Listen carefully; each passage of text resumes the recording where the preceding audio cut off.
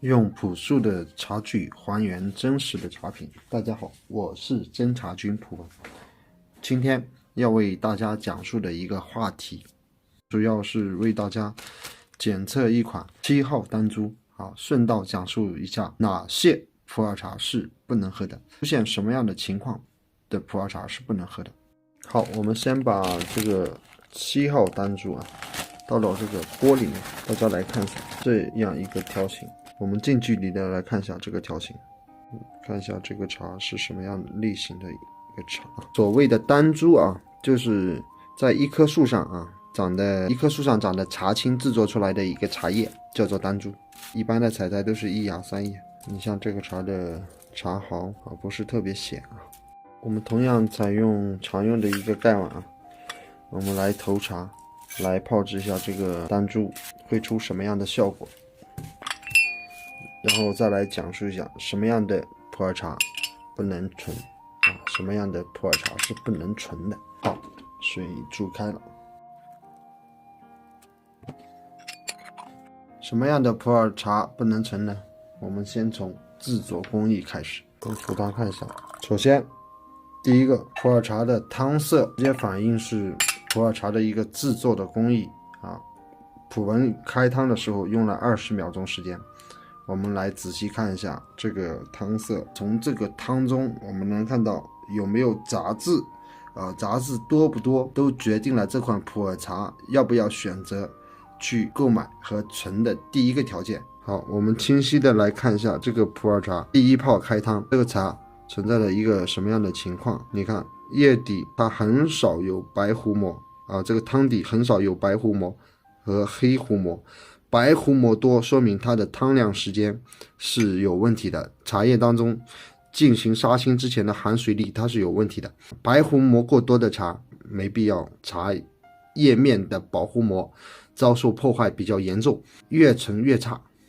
大家来看一下这个开汤汤色很透亮。从另外的一个角度来看，这个茶是一个黄绿色。第一泡开汤没有用滤网，大家看一下干净程度非常高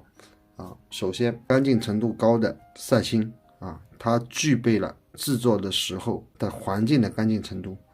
我们再来看一下盖碗，它能直接反映这个茶干净不干净。好，大家来看一下这个碗大家看一下盖碗周边附近都没有那种糊膜就是像气泡一样的鼓起来的。这为什么会产生这些气泡是因为它晾晒的过程当中比较脏。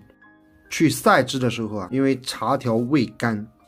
有果胶在茶条的表面，然后如果是一个开唱式的一个通风一个开唱式的晒茶，那各种灰尘果胶是粘性的，各种空气当中的灰尘都会粘在茶叶的表面，然后你在冲泡的时候这个盖碗的边缘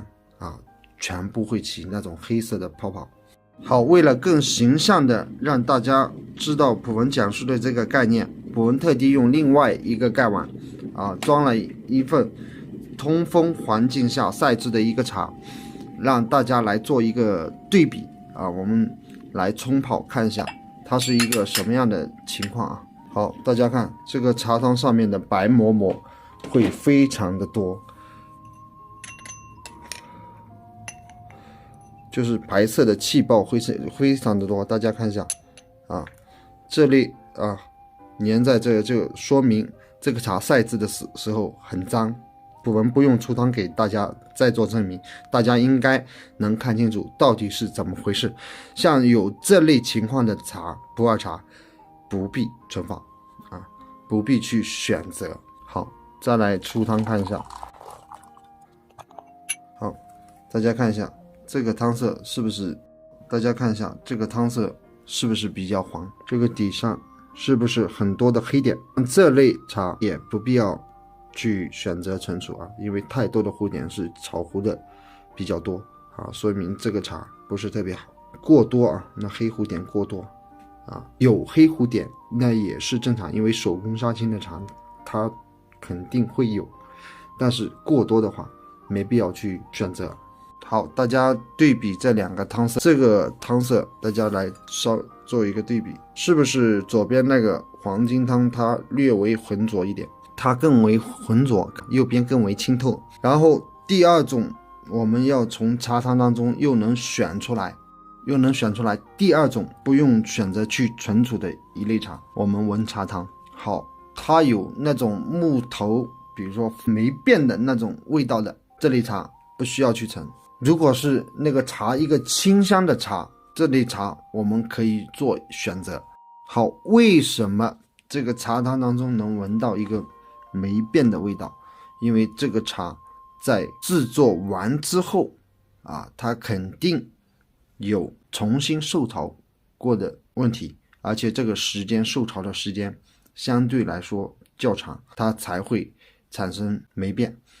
比如像今年的2020年的气候雨水比较多，再比如像凤庆这些山上出制所里面做完茶之后，未能及时的运输下来保存在干燥的地方，在山上可能跟地面又有接触，这类茶就很容易反潮，时间一长它就反潮了反潮之后茶叶里面的含水率过高，它就会进行霉变。第三类茶从茶汤当中也能辨别出来，这类茶是怎么样一个情况呢？就是你闻茶汤的时候不是那种清香你